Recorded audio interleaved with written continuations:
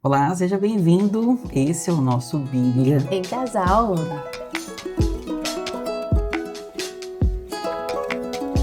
No capítulo de hoje, a gente vai fazer a leitura de Gênesis 15. Eu sou a Lê. Eu sou a Lei. Bora lá para a leitura. Depois dessas coisas, o Senhor falou a Abrão numa visão. Não tenha medo, Abrão. Eu sou o seu escudo. Grande será a sua recompensa.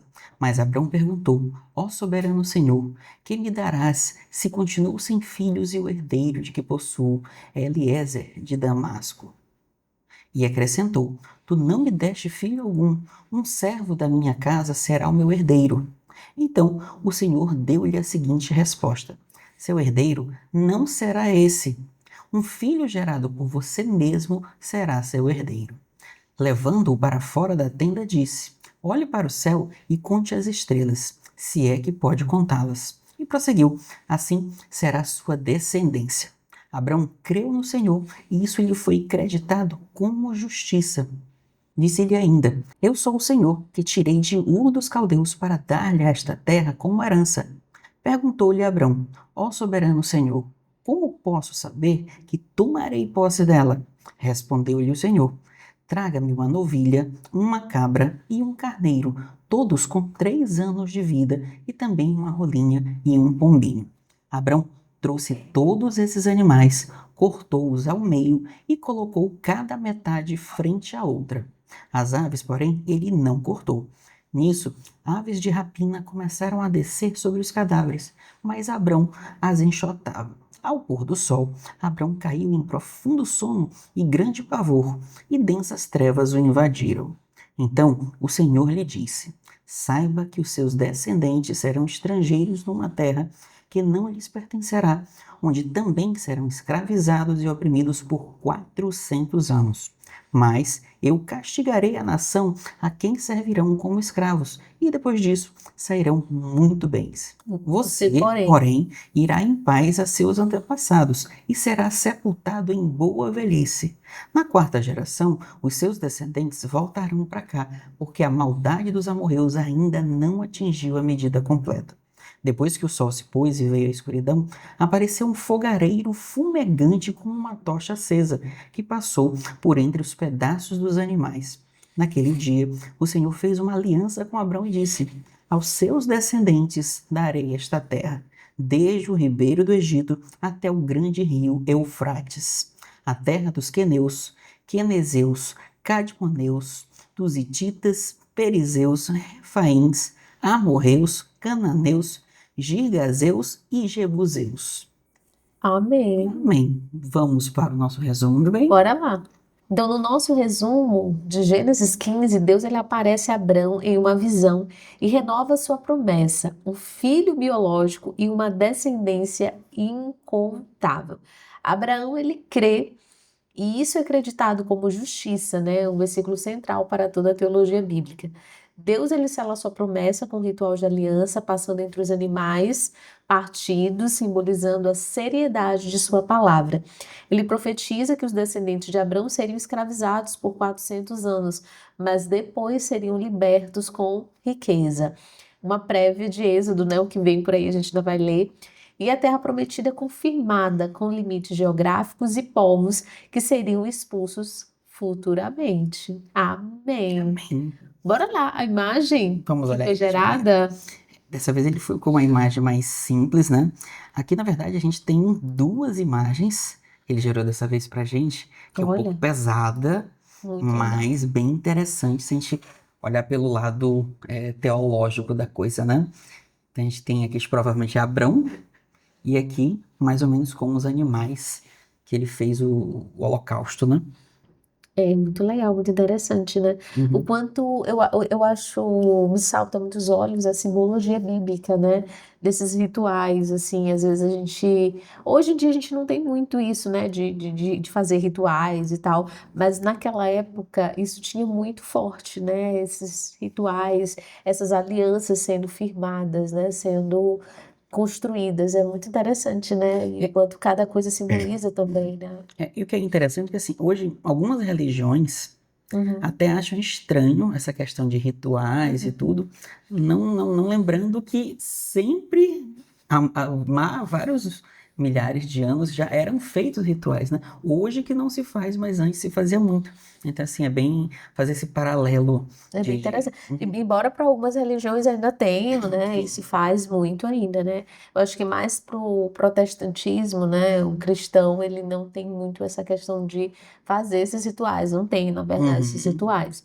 Né? Embora tenha a Santa Ceia, tem o batismo nas águas, enfim. Mas não como havia antigamente. Muito uhum, interessante, muito bonito. Inclusive a imagem gerada, bem perfeito. legal. E aí, meu bem, vamos para os nossos saltos aos olhos. Bora lá. Eu acho que é um capítulo.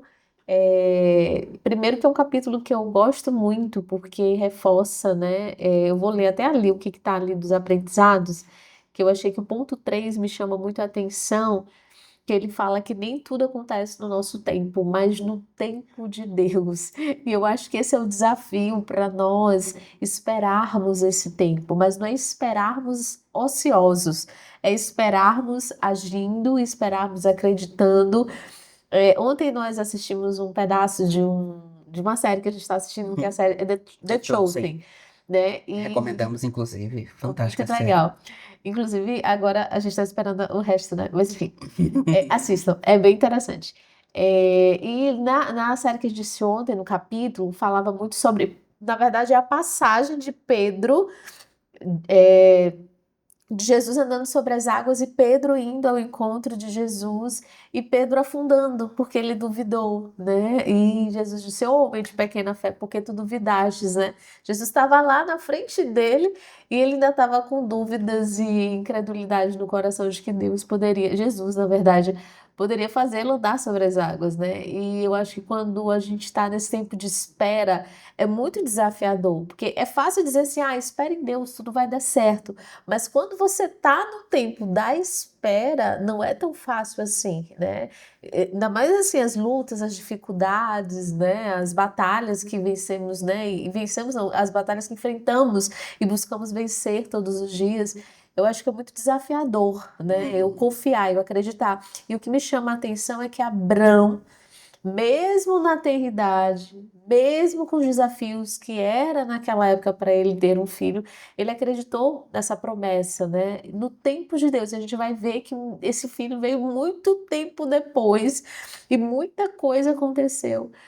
Nesse caminho aí para realmente essa promessa se concretizar. Então, eu acho que isso me chama atenção, porque Deus, ele, quando ele determina as promessas dele na nossa vida, independente do tempo, elas acontecerão. Eu acho que o desafio está em saber esperar, não ocioso, mas esperar fazendo, cumprindo realmente e trilhando o caminho que ele nos coloca, né? Uma coisa que a gente sempre conversa, sempre fala, é que o tempo ele é relativo, né? Então, às vezes, uma semana para alguém é um mês para outra pessoa, e às vezes um mês para outra pessoa equivale a um dia para a gente. Então, ele é muito relativo. Então, esperar realmente é um negócio delicado, né? Delicado. Porque às vezes é um ano, às vezes são 10 anos, às vezes você vai morrer e não vai ver a coisa, né? Por exemplo, aqui foram 400 anos. Então, assim, ele não viveu os 400 anos. Até onde eu sei, ele não viveu os 400 anos, né? Eu acho que não sei, não sei se são 400, acho que Precisamos sim. verificar essa informação. Vamos verificar. Mas, Mas eu independente sei que foi disso, bastante tempo, mas né? independente disso, às vezes até tem certas situações que independem do nosso tempo de vida, né? São coisas que passam, né? A gente é apenas uma parte de um processo maior. Então, acho que realmente esperar em Deus é um negócio E acreditar. delicado no sentido de você tem que ter fé, porque se não tiver a coisa não anda. E eu queria até compartilhar um pedacinho, você que está acompanhando nosso canal, lá no início nós contamos um pouquinho do porquê esse canal ele começou. E tem muito sobre o tempo de espera, né? Sobre o tempo de confiar. E para você que não assistiu, você volta lá no vídeo que a gente conta um pouquinho como tudo começou. Mas essa questão da espera, a gente vivenciou ano passado, Literalmente. literalmente muito em relação à saúde de Alessio, né? Foi quando ele passou aí um tempinho sem andar por conta de hérnia de disco. E assim, Deus falou com a gente, né, que era pra gente esperar, não era esperar parado. A gente estava esperando, agindo, Embora buscando estivesse parado fisicamente. isso, mas a gente obviamente estava buscando médicos, fazendo tratamento de saúde, fisioterapia, medicação, mas esperar no sentido assim de que ia dar tudo certo. né? Porque Deus já tinha nos falado que ele estaria no controle da situação, estaria no controle do barco. E ver Alessio depois de 4 meses, né?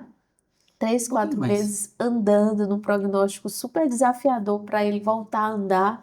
Você que não assistiu, volta lá o vídeo que a gente conta sobre isso. É, foi desafiador esperar, foi desafiador confiar, mas quando Deus determina, não tem para onde, né? Não tem por onde. Hum. Ele faz acontecer. E Alessio voltou a andar depois desse período, porque Deus é fiel, né? Acho que o nosso grande desafio é não ser como Pedro, É, né? Que afundou, até caminhou um pouquinho e depois afundou, né? O desafio é justamente isso. Então vamos até onde der e não der, né? Porque se já foi comprovado, se já foi revelado, é isso, é isso né? aí. Mas Então, espero que você tenha aprendido um pouquinho, né, do nosso testemunho, do que a gente tem saltado os olhos nesse capítulo. E coloca aí pra gente o que que salta os teus olhos nessa leitura. Espero que você continue com a gente, que a gente vai para Gênesis 16 no próximo vídeo. Até mais, pessoal. tchau, tchau. Tchau.